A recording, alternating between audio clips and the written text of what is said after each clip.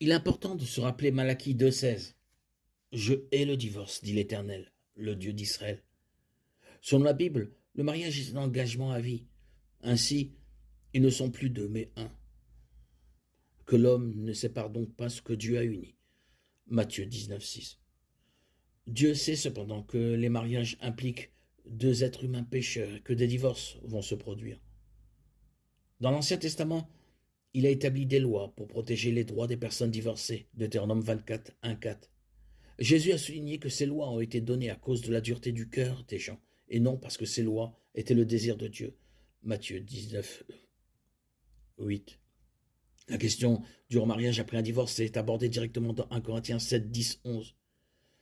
Voici ce que je recommande à ceux qui sont mariés, non pas moi, mais le Seigneur.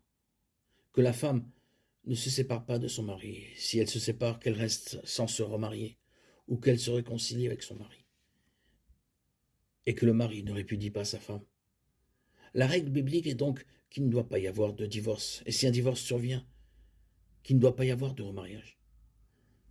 Il existe deux exceptions possibles à ce principe fondamental dont l'une est abordée par Paul dans le même contexte.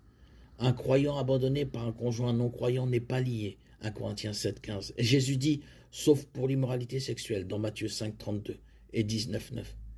Ainsi, selon la signification exacte de lié et d'immoralité sexuelle, il peut y avoir des cas dans lesquels le remariage est autorisé après un divorce. Dans 1 Corinthiens 7, l'argument de Paul pour la condition de non-lié du conjoint croyant est basé sur celui qui quitte le mariage. C'est le non-croyant qui abandonne le mariage. Et le croyant est une partie innocente. En examinant de plus près les paroles de Jésus dans Matthieu 5, 32 et 19, 9, l'expression « sauf en cas d'immoralité sexuelle » donne peut-être la permission de Dieu pour le divorce et le remariage. De nombreux interprètes comprennent cette clause d'exception dans Matthieu comme faisant référence à l'infidélité conjugale pendant la période des fiançailles. Dans la coutume juive, un homme et une femme étaient considérés comme mariés même s'ils étaient encore fiancés. Selon ce point de vue, l'immoralité pendant cette période de fiançailles serait la seule raison valable pour un divorce. Cependant, le mot grec traduit par immoralité sexuelle est un mot général qui peut signifier n'importe quelle forme de péché sexuel.